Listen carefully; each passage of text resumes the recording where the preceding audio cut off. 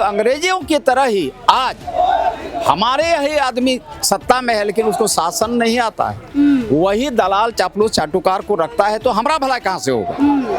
वो अंग्रेज काल में जितना साहूकार या चाटुकार या दलाल लोग मारे गए थे, आज भी वो लोग जिंदा है और प्रबल शक्ति के साथ जिंदा है, जिसके चलते हम आज ठगे हुए हैं। कि माँ पूछती है, बेटा तुम्हारे हाथ में हथकड़ी लगा है, पैर में भी हथकड़ी लगा है, तुमको ले जाया जा रहा है सिवड़ी जेल में।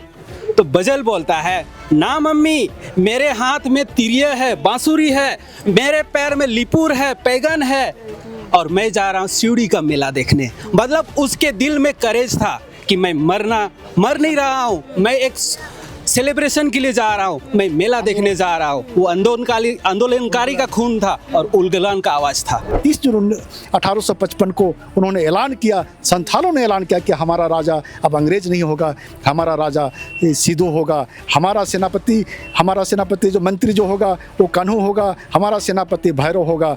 और इन्होंने घोषित करके उन लोग के विरुद्ध बोला कि हम किसी तरह का वसूली नहीं देंगे, हम किसी तरह का हम दमनकारी नहीं सहेंगे, हम मालगुजारी नहीं देंगे, और उन्हें बिगुल बजा दिया। हजारों शहीदों के खून के बदौलत CNT SPT एक्ट लिखा गया है, सर्वविदित है। हम आज ठगे हुए महसूस करते हैं। हम जरूर मल्यार्पण, हमारे साथ साथ हमारे राजनेता लोग भी मल्यार्पण करते हैं, केवल वहीं फोटो खिंचाने भर के। झारखंड अलग होने की बात हो या अलग होने से पहले की बात हो, लगातार आदिवासी खुद को ठगा हुआ महसूस करता है। देखिए, इतिहास में भी खुद को ठगा हुआ महसूस करता है, क्योंकि देश की पहला विद्रोह की बात करें तो आदिवासी नहीं उठाया था, यानी कि हूल क्रांति, जिसे संथाल विद्रोह भी कहते हैं। लेकिन ये हुआ था 1855 में, लेकिन इतिहास में दर्ज है 1857 का सिपाही विद्रोह। खैर, इतिहास के साथ छेड़छाड़ भी आदिवासी समझते हैं कि जो हमारा हक था वो हमें इतिहास में नहीं मिला। लेकिन हाँ, उस हूल क्रांति को लेकर हर साल 30 जून को हूल दिवस मनाया जाता है। इस हूल दिवस को खासकर संथाल के इलाके में बहुत बड़े पैमाने के तौर पर मनाया जाता है। सिद्धू कान्हू, चांद भैरव और इस तरीके से कई हजार ऐसे वीर शहीद थे जिन्होंने इस आंदोलन में अपनी अग्रणी भूमिका निभाई थी। और बहुजनी प्रथा हो या फिर कह लें अंग्रेज़ों से लड़ना हो, हर तरीके से ये अपने आप को झारखंड के लिए, एकीकृत बिहार के लिए न्यौछावर कर दिए थे, अपनी शहीदी दे दिए थे। देखिए, 30 जून को सिद्धू कान्हू में बहुत सारे राजनीतिक पार्टियों के लोग आते हैं, संगठन के लोग आते हैं, कुछ संथाल परगना के लोग भी आते हैं जो यहाँ खासकर राजधानी रांची में रहते हैं और हर साल कुछ ना कुछ प्रोग्राम करते हैं। लेकिन आज सवाल बस इतना रहेगा कि क्या बलिदानी आज सफल देख पाते हैं 1855 से लेकर आज साल 2024 तक? क्या लगता है कि जो अग्रणी भूमिका में रहे थे सिद्धू कान्हू, चांद भैरव, उनकी जो बलिदानी थी वो सफल हो पाई है?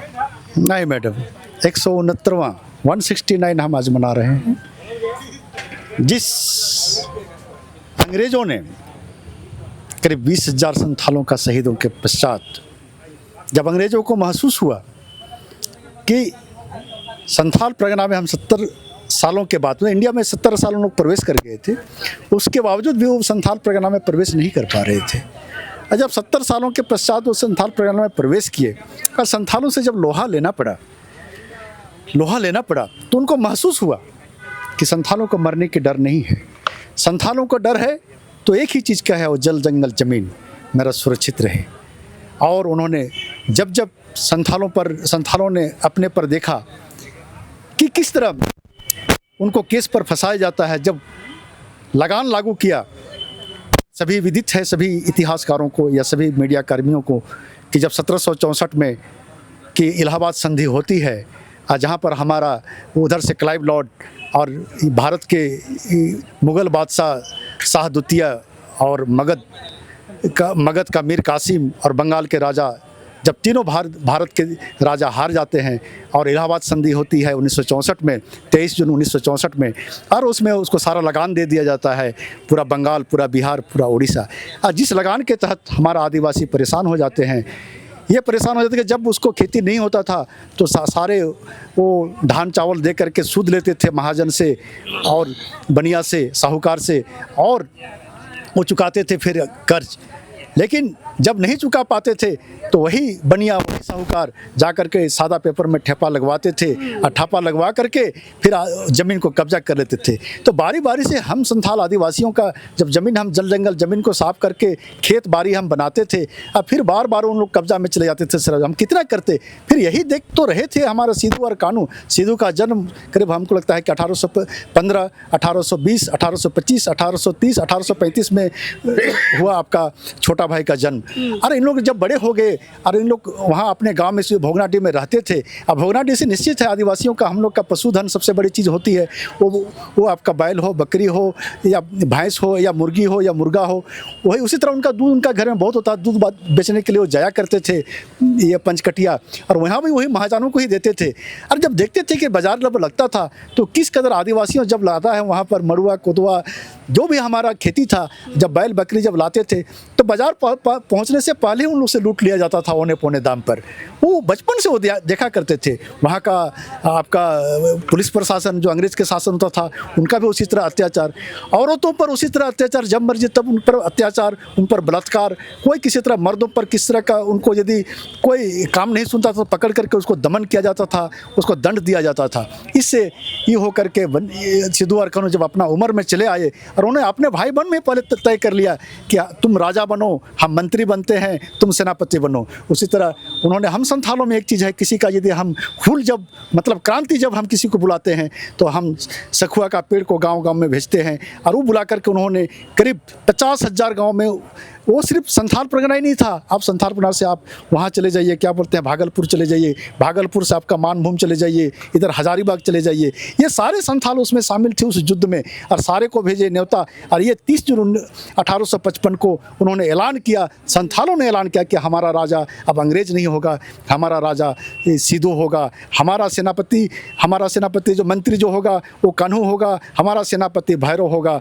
और इन्होंने घोषित करके उन लोग के विरुद्ध में बोला कि हम किसी तरह का वसूली नहीं देंगे, हम किसी तरह का हम दमनकारी नहीं सहेंगे, हम मालगुजारी नहीं देंगे। और उन्होंने बिगुल बजा दिया।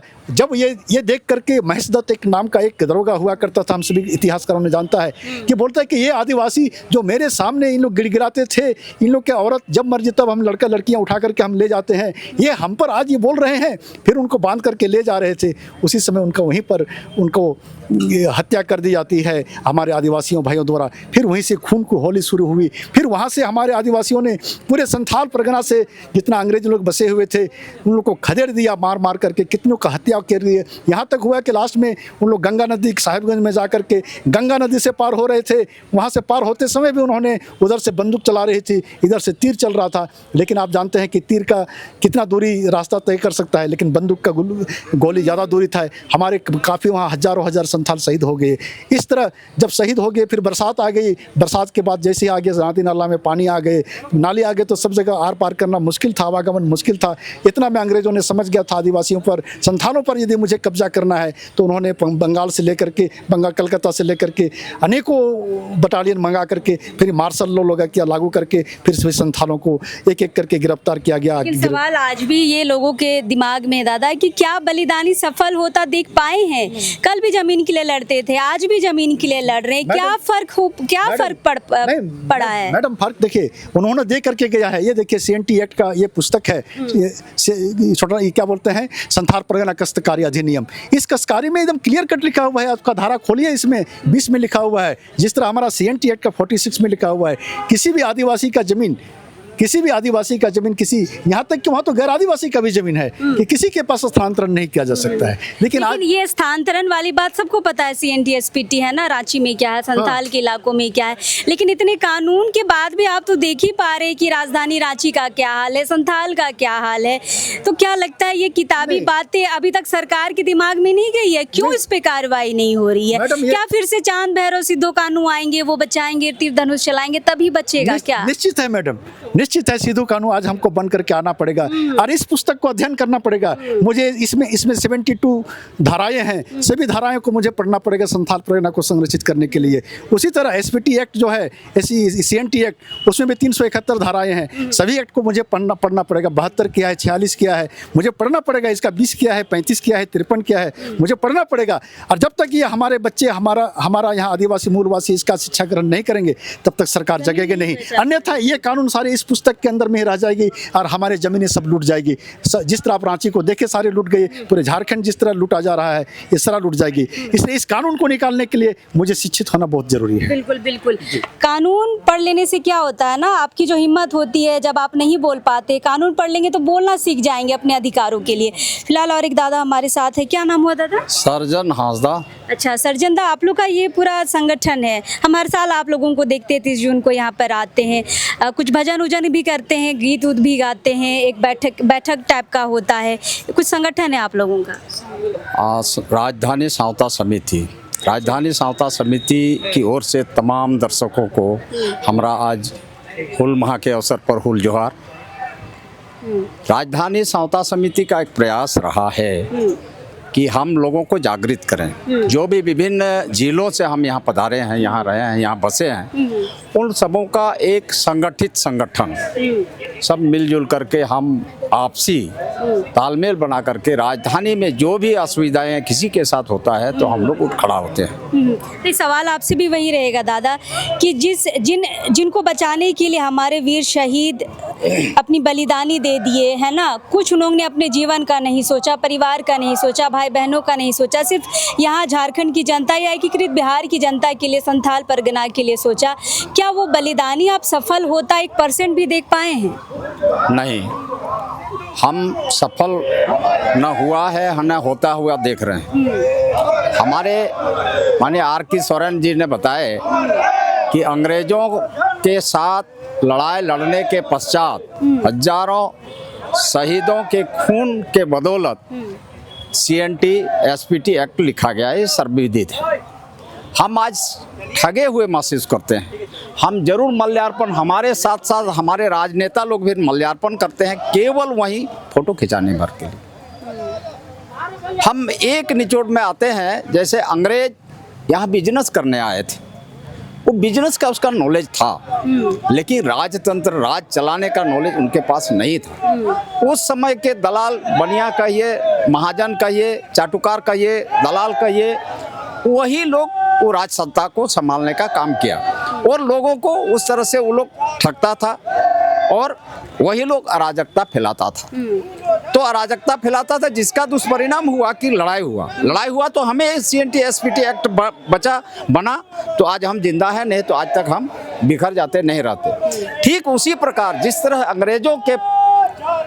अंग्रेज मैंने नहीं जानते थे शासन प्रशासन चलाने के लिए, वो तो बिजनेस करता था, हमारा लाभ कैसे होगा। जैसे जमीन का मामला आया, जो नील का खेती, वो लोग चाहता था कि नील का ही खेती करे, दूसरा नहीं करे, उनको जो विदेशों में वो ले जाकर के बेच सके, जिसके चलते ये आंदोलन हुआ। ठीक उसी अंग्रेजों की तरह ही आज हमारे ही आदमी सत्ता में है, लेकिन उसको शासन नहीं आता है, वही दलाल चापलूस चाटुकार को रखता है, तो हमारा भला कहाँ से होगा। वो अंग्रेज काल में जितना साहूकार या चाटुकार या दलाल लोग मारे गए थे, आज भी वो लोग जिंदा है और प्रबल शक्ति के साथ जिंदा है, जिसके चलते हम आज ठगे हुए हैं। हमारा आदमी रहने से क्या होगा, वही दलाल चापलूस के चलते आज हम लोग हासिल नहीं कर पाए। आने वाले दिन, लेकिन एक बात तय है, भले लगता है आग बुझ गया हो, लेकिन चिंगारी अभी बाकी है, धुआं उठ रहा है। इन्हीं शब्दों के साथ आपके साथ तमाम दर्शकों को जोहार। चलिए, तो ये पूरी टीम थी। दादा एक बात बताइए कि हम जब यहाँ पे खड़े थे, देख रहे थे, आप लोग कुछ भजन भी कर रहे थे, कुछ खास आप लोगों के लिए है, सिद्धू कानू को कुछ अर्पण के लिए कुछ गीत वगैरह है, तो हम ज़रूर चाहेंगे हमारे दर्शक जाने कि कैसे संथाल के इलाके में उनको पूजा जाता है, भगवान की तरह पूजा जाता है, वो हम 2 शब्द आपसे सुनना चाहेंगे। हाँ। मैं श्रीमती सुषमा नाग, शिक्षिका। एक मिनट। ये जो हमारा भजन भी है और ओजस्वी गीत है, क्रांति गीत है। ये गीत लड़ाई के समय गाया जाता था। एक बात स्मरण कराएंगे शिबू सोरेन के आंदोलन के समय चिरूड में लड़ाई हुआ था। वहाँ से महज हमारा 5-7 किलोमीटर की दूरी पर हमारा घर है। हम उस समय लड़ाई में नहीं थे, मेरे पिताजी थे। उस समय भी गीत गाया गया था और नदी का बालू को किनारे किनारे घेरा गया था। जितना दूर तक घेरा गया था उसमें एक खरोच भी नहीं आया था और लड़ाई हम लोग विजयी हुए थे। यही है, यही ओजस्वी और क्रांति गीत है हम लोगों का, यही गीत। धन्यवाद। यहाँ पे आज इनका जो था हूल दिवस के साथ साथ एक संगोष्ठी का भी आयोजन किया गया था, जिसमें मैं श्रीमती सुषमा नाग, शिक्षिका लोक गायिका, आज के परिप्रेक्ष्य में हम हूल दिवस को कैसे मना सकते हैं और शहीदों ने जो हमारे लिए बलिदान दिया और आज हम कहाँ पे हैं, इसके लिए शिक्षा, कला, संस्कृति का विकास हो। जैसे सरकार अभी प्राथमिक कक्षाओं में पठन पाठन की भी योजना बना रही है, तो उन्हीं सब बातों पर विचार भी हुई और संगोष्ठी में मुझे बुलाया गया। बहुत बहुत धन्यवाद इस टीम को। साथ ही हमने मिलकर एक भजन गाया, तो हम चाहेंगे कि सबको मिलकर क्रांति गीत, हाँ, भजन नहीं, क्रांति गीत। हाँ दादा, क्रांति गीत दर्शकों तक जाना बहुत जरूरी है। क्रांति की आग दर्शक भी जाने कि संथाल के इलाके में कैसे लोग यहाँ पर सिद्धू कान्हू चांद भैरव को यहाँ भगवान की तरह पूछते हैं, जिस तरह से झारखंड से दक्षिणी छोटा नागपुर के लोग भगवान बिरसा मुंडा को मानते हैं। दीदी चलिए आप शुरू करेंगे। हाँ जी, इसको पकड़ लीजिए, हम कैमरे से बाहर चले जाते हैं और लोग बहुत बढ़िया से इस चीज को देखें। चलिए शुरू करिए। नहीं घूमते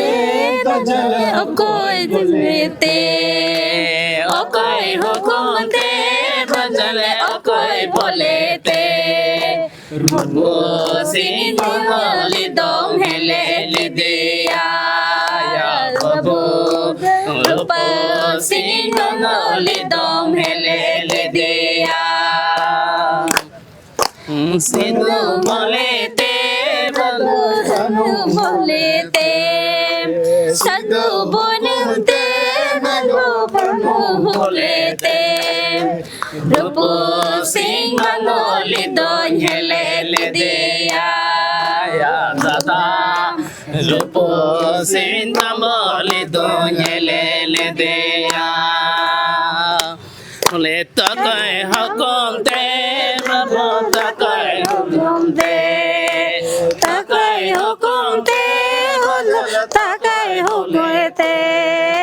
हुकुम से सुनो लिया नहीं बैठा, हुकुम से बोले दो ले आया। तेरी तामरी बजे जंगारे तामरी, तेरी तामरी बजे जंगारे तामरी, अपनी दिमकान बजल सिरी दुनियाते बजा नाम को निदिम कान बजल सिरी जनाते तिरिया नहीं गो जंगारे तेरे तिरिया नहीं गो जंगारे तेलीपुर इधो चला कान नहीं गो सिरी मिलाते नयो निंदो चला कान नयो सिरी मिलाते फूल जोर जीत कर तो दादा बस 2 लाइन इसका मीनिंग बता दीजिए, जो अगर संथाल नहीं जान रहे तो हिंदी में 2 लाइन समझ लेंगे। हाँ। इस गाने के माध्यम से बजल, जिसने रूपू सिंह तांबोली महसपुर का जो दरोगा था, 5 कट्ठिया बरगद के पार जिसकी हत्या की गई थी, उसकी माता उससे पूछ रही है कि बेटा तुमने किसके आदेश पे रूपू सिंह तांबोली जो दरोगा है उसकी हत्या की थी? तो बजल जवाब देता है, मैंने सीधू के कहने पे और कान्हू के आह्वान पे उसका गला काटा था। फिर उसके बाद उसकी माँ पूछती है, बेटा तुम्हारे हाथ में हथकड़ी लगा है, पैर में भी हथकड़ी लगा है, तुमको ले जाया जा रहा है सिवड़ी जेल में। तो बजल बोलता है, ना मम्मी, मेरे हाथ में तिरिया है, बांसुरी है, मेरे पैर में लिपुर है, पैगन है और मैं जा रहा हूँ सिवड़ी का मेला देखने। मतलब उसके दिल में करेज था कि मैं मर नहीं रहा हूँ, मैं एक सेलिब्रेशन के लिए जा रहा हूँ, मैं मेला देखने जा रहा हूँ। वो आंदोलनकारी का खून था और उलगलान का आवाज था। मतलब जेल उसके सामने कुछ नहीं कुछ है। नहीं था। जेल उसके लिए मेला था। जेल जाना उसके लिए एक उल्लास गौर की बात थी। और बजल इस खुशी को अपना जाहिर कर रहा है इस गाने के माध्यम से। संथाल जो आदिवासी होते हैं ना, ये झारखंड में अलग ही दिखेंगे आप इनको। लगातार वो हूल जो होता है, क्रांति जो होता है, इनके खून में, इनके नस्ल में आप देखेंगे, इनके गानों के माध्यम में देखेंगे। फिलहाल आज हूल दिवस है, ये टीम यहाँ पर आई है और किस तरीके से यहाँ पर हूल गीत गा रही है आप देख सकते हैं। फिलहाल हम यहाँ पे हैं, कोशिश करेंगे और लोगों से जो यहाँ पर हूल दिवस पर आए हैं उनसे बातचीत करेंगे, लेकिन अभी इस वक्त के लिए जोहार रहेगा।